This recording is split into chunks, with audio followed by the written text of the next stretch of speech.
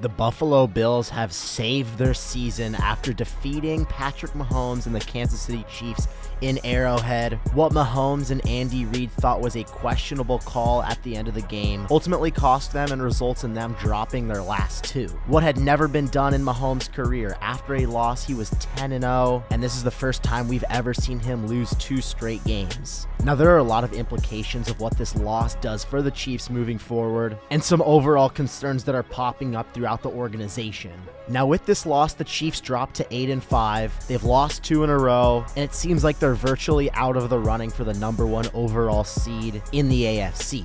Baltimore and Miami are both at the top of the AFC with 3 losses. Luckily for the Chiefs, the AFC West hasn't been great, so the chances of them locking up that division are pretty high. Now, there are a lot of things going wrong with this offense right now. Obviously, the drop problems are absolutely outrageous. This wide receiver core has the most drops in the NFL, and the Chiefs rank one of the worst in the NFL in deep ball passing. Now, the problem is with their receiving core, they're not really built to beat you down the field. The only guy that can take the top off a defense is Marquez Valdez-Scantling.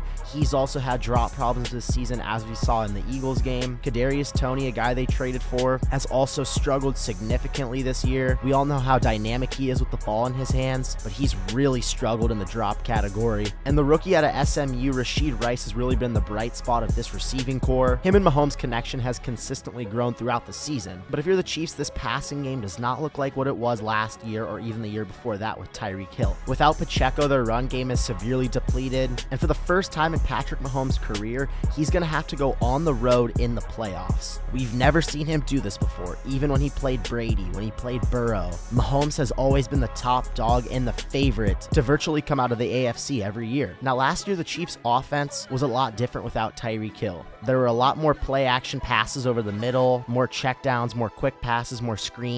But this year they've struggled because they really can't threaten defenses over the top. Their run game hasn't been great, and when Mahomes tries to get the ball to his playmakers, they drop it. Now, a lot of people are panicking on the Chiefs right now. These last 2 games haven't been great for this offense, but I'm not panicking at all for them. I'm actually very optimistic for this team. You have to understand who's under center right here. Patrick Mahomes is the best quarterback in the NFL. He's the best player in the league, and I trust him more than any other quarterback. If Pacheco's healthy come postseason time and this run game starts to look solid, Travis Kelce and Rashid Rice are really the only 2 guys that Mahomes needs, in my opinion, to win a Super Bowl. This receiving core wasn't anything special last year, and Mahomes put up 38 points in the Super Bowl. Now that Mahomes is going to finally travel on the road in the playoffs, and he's not the favorite, I'm very excited to see what he looks like as the underdog. I think a lot of people are going to overlook this Chiefs team come playoff time, and as long as 15's thrown to 87, the Chiefs always have a chance. The Kansas City Chiefs are absolutely more dangerous as the underdog than the favorite, and people are really underestimating Mahomes' greatness at this point. I believe that Patrick Mahomes and the Kansas City Chiefs should absolutely still be the favorite to come out of the AFC and to make the Super Bowl. I'm Caden Kubler, and that's my take.